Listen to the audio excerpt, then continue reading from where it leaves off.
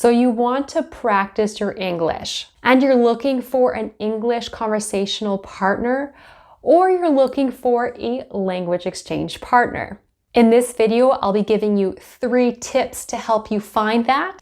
And at the very end, I'll give you some bonus advice. And this bonus advice will be really helpful for you so you can find a partner that is right for you. So before I start, what do I mean by an English conversational partner and a language exchange partner? When I say English conversational partner, I'm talking about someone that you want to find and just practice English with. Sometimes they are native speakers, but I feel most of the time they're other people who are learning English just like you. But when I'm talking about the language exchange partner, I'm talking about someone who wants to learn your language, and in exchange, you will learn English, because English will probably be their first language or a language that they're fairly competent in. Everyone's situation will be different. Some of you guys live in a place where English is already spoken, and some of you guys live in places where English is not spoken at all, or rarely. If you live in a place where they already speak English, this is very advantageous for you. So be intentional to get out, join clubs, go to events, talk and connect with people at your job or at school, and try to find people with similar interests or hobbies as you. Maybe there's a photography or a dance club, or maybe there are different lessons on photography, dancing, art, whatever. You can sign up for those courses and be in contact with other English-speaking people, which might also open the door to making friends who speak English as a first language. But what if you don't live in a place where people speak English?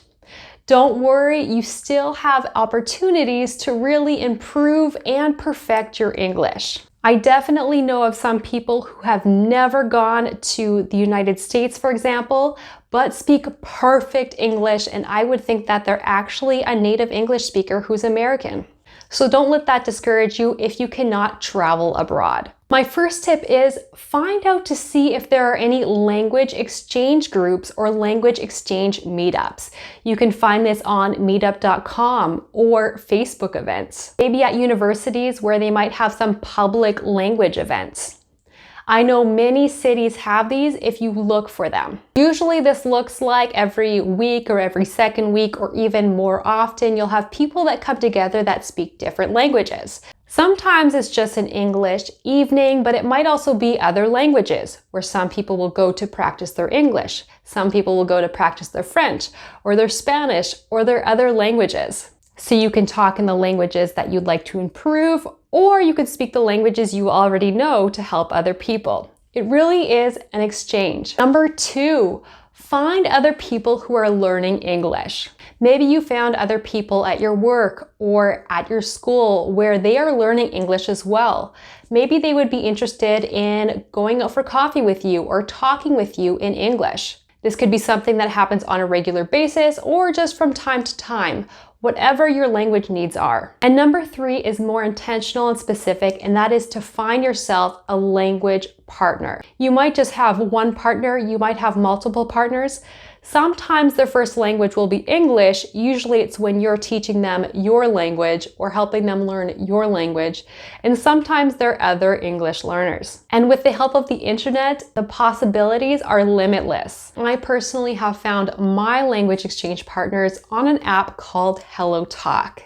So you'll put your first language and which language or languages you'd like to learn, and it helps you see other people who would be a good match for you. But just a tip for the ladies, I find there are a lot of creepy and strange men that try to contact you when you are a woman on this app. So a trick you can do is that you can go into settings, I'll show you right here, and you can click that you cannot be found by men. Of course, if you comment on different posts, people will be able to see you, men and women.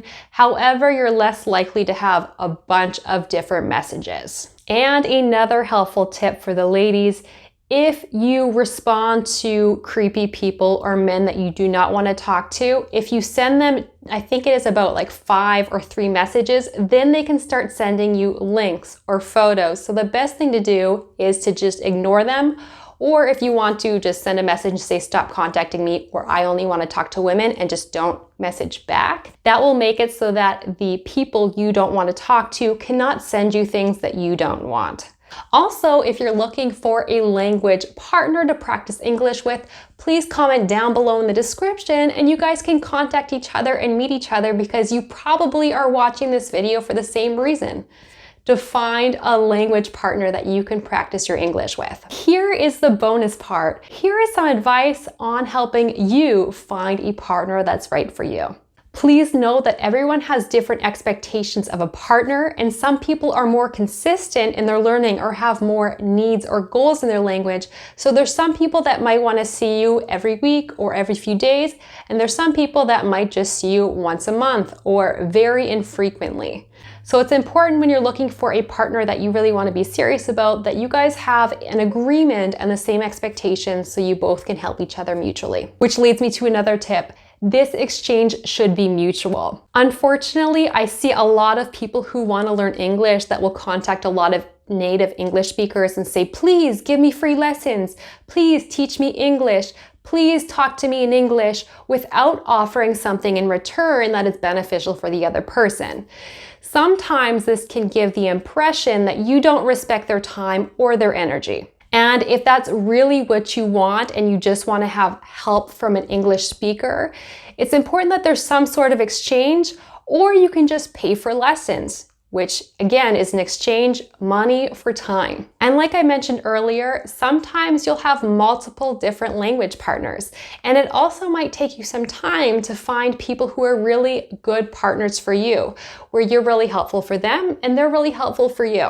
Because a lot of times I find that I will start talking with people and then they just disappear. Or where they'll want to meet up and practice their English and I want to practice another language, and sometimes they're late or don't show up to our meetings, which again isn't really respectful for your language partner.